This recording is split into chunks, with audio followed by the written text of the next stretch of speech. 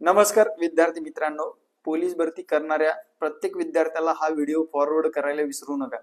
विद्यार्थी मित्रांनो, आता ग्राउंडच्या डेट 11 तारखेपासून चालू होणार आहे ग्राउंड। आता ग्राउंड सुरुवात होत असेल तर तुमचा अभ्यासाकडे थोडंफार दुर्लक्ष होऊ शकतो। त्यासाठी रोज 2 पेपर तरी सोडवणं आवश्यक आहे।